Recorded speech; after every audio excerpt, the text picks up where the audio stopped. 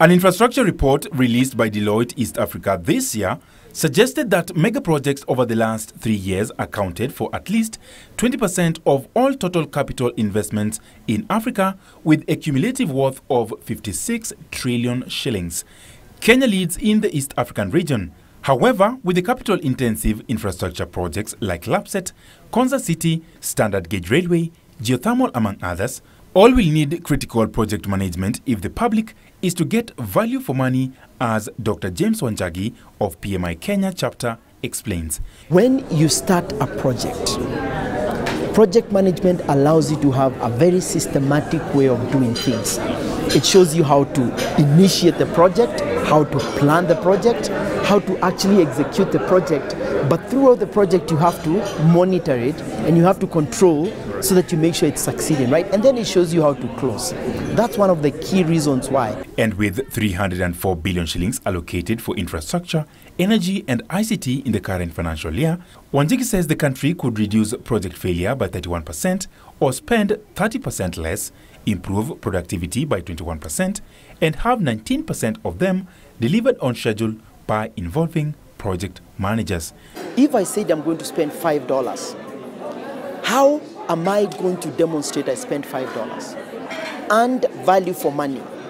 Project management methodology and guidelines and principles are the only things that can help you. Otherwise, you just be shooting in the foot and hoping, you know what, somehow we've made it works, okay? You also can actually show value for money.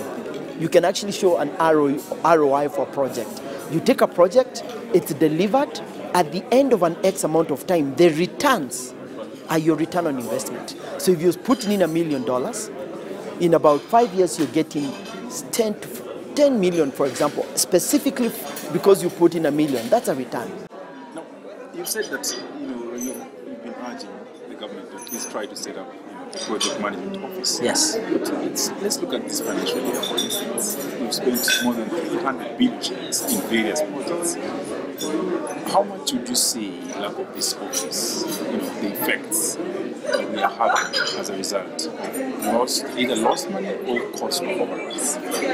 Project is not properly planned and the right inputs to the project are not agreed upon.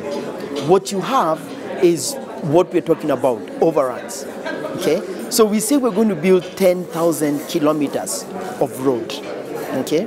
Have we taken into consideration anything else that's required? The cost of managing stakeholders. Are we just building the road without building the pavements? Okay? Have we taken into consideration the climate, the weather? Have we taken into consideration that every project will probably have a little bit of overrun, and have we buffered that? In project management, we have a contingency reserve and we have a management reserve. All of those things are brought into the project because you want to make sure that the project is on schedule and on budget.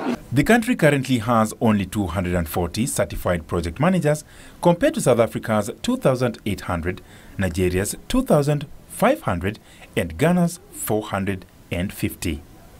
Walk into any project, into any government and show me a certified project manager that's doing their project properly. And you'll probably find very few.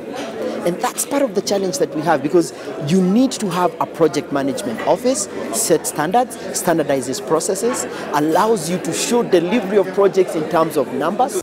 Ronald Willie for Business Insight.